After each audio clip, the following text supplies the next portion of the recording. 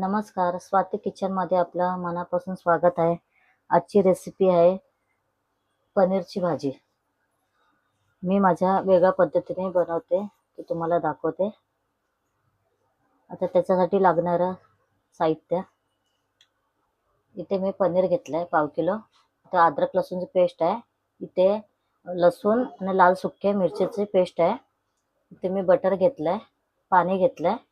इथे कांदा घेतलाय, टोमॅटो घेतलाय, हिरवी मिरची, कढीपत्ता आणि इथे आहे ना मी मसाला तयार करणार आहे. इथे पनीर बटर मसाला घेतलाय, तो आपण ह्याच्यामध्ये टाकून घेऊ. हा तुमच्या अंदाजाने घ्या, तुमची भाजी किती असेल त्याप्रमाणे. इथे एक मोठा चम्मच लाल मसाला घेतलाय, अजून थोडासा टाकते ह्याच्यात.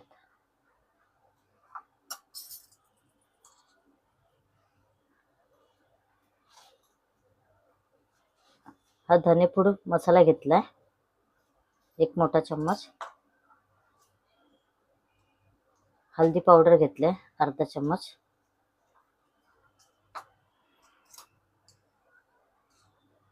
गरम मसाला घेतला 1 चम्मच.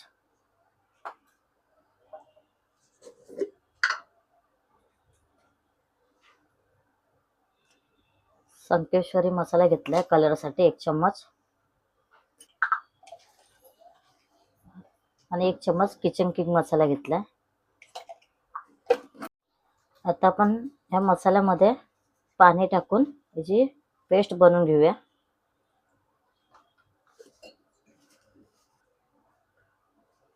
अशी पेस्ट बनवली तर कसं सगळे मसाले मिक्स होतात. मीठ आपण आहे ना नंतर वरून टाकूया चवीनुसार. इथे मी आहे ना सुहानाचा पनीर बटर मसाला घेतलाय. आता इथे मी कढईमध्ये तेल तापत ठेवलाय, तर आपण त्याच्यामध्ये आहे ना थोडासा अगोदर बटर टाकून घेऊ.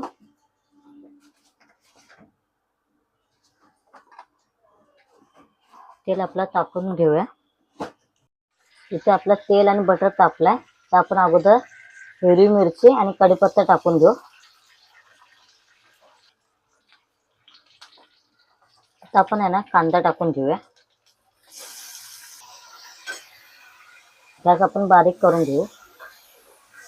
कांदा चांगला सोनेरी होईपर्यंत परतून घेऊया आपण. गॅस आपण आहे ना मीडियम गॅस करूया.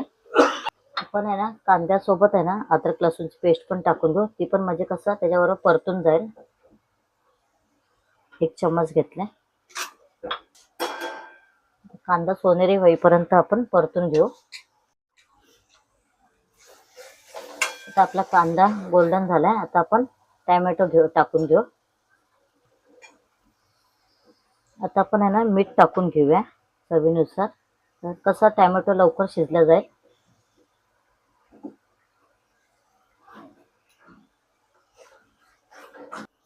आता आपण आहे ना झाकण ठेवून आहे ना चांगला शिजवून घेऊया कांदा टोमॅटो. आता आपण झाकण काढून बघूया आपला कांदा टोमॅटो शिजलाय का. हे बघा आपला चांगला कांदा टोमॅटो मऊ झालाय.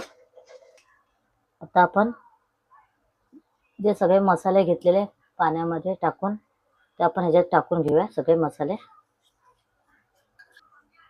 इथे आपण संकेश्वरी मिरची आणि लसूणची पेस्ट आहे ती टाकून घेऊया याच्यात.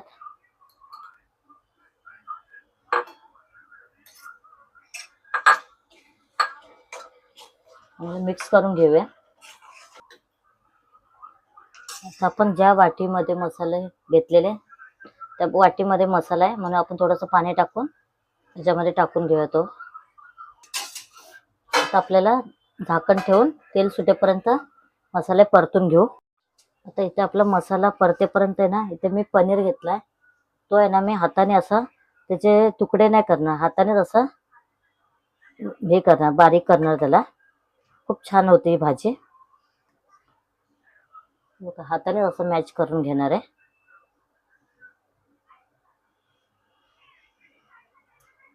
चवीला एक नंबर लागते ही भाजी. इथे हा पनीरचा तुकडा ठेवला, हा मी थोडा किसून टाकणार आहे आणि बाकीचा सगळा पनीर मी असा हातानेच मॅच केलाय. हे बघा आता आपला पनीर इथे मॅच करून झालाय. आता आपण चेक करूया मसाला आपला चांगला, मसाल्याला आपला तेल सुटलं चांगलं असं. हे बघा आपल्याला न झाकण ठेवता शिजून घेऊया जरा अजून मसाला.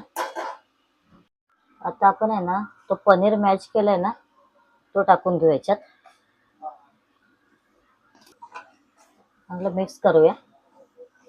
आता आपण थोडंसं ह्याच्यावरती बटर टाकूया.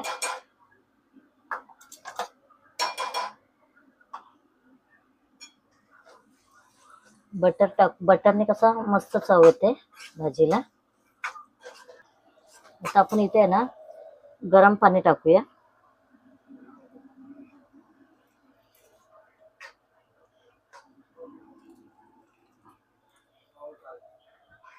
इथे मी गरम पाणी वापरलंय.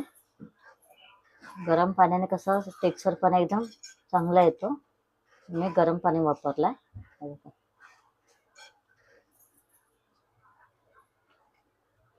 तुम्हाला किती ग्रेव्ही पाहिजे त्यानुसार तुम्ही पाणी टाकू शकता. किती घट्ट पाहिजे पातळ पाहिजे त्यानुसार. इथे ना आपण थोडीशी वरून कस्तुरी मेथी टाकूया. मी तुम्हाला टाकायला विसरले. थोडीशी इथे हाताने सोडून थोडीशी कस्तुरी मेथी टाकू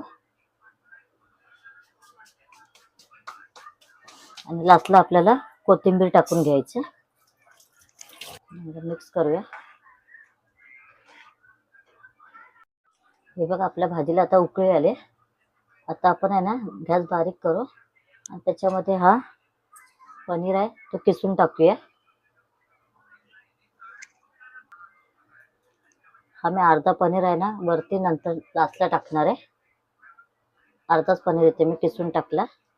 मिक्स करूया चांगले आणि आता चांगले आपण ह्याला शिजून घेऊया. हे बघा आता आपली भाजी तयार झाली. मस्तपैकी भाजी झाली आपली पनीरची. मी जरा वेगळ्या पद्धतीने केला. पनीर कापून नाही घेतले, पनीर असं मॅश करून टाकला. खूप छान होती भाजी. आता आपण गॅस बंद करून घेऊ. आता आपल्याला थोडंसं वरून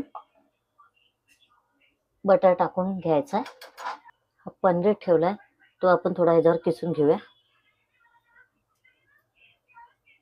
इथे मी अर्धा चीज घेतलाय तो पण थोडा आपण किसून घेऊ. आता आपल्याला ह्याच्यावरती कोथिंबीर टाकून घेऊ.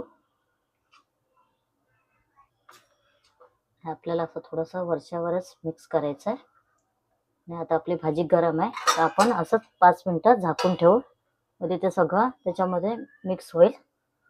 5 मिनिटानंतर आपण डिशमध्ये काढून घेऊ. हे बघा आपली पनीर बटर भाजी तयार झाली.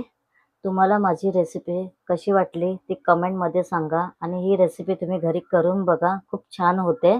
आणि जर माझी रेसिपी तुम्हाला आवडत असेल तर लाईक करा आणि जास्तीत जास्त व्हिडिओ शेअर करा आणि बेल आयकॉन क्लिक करायला विसरू नका.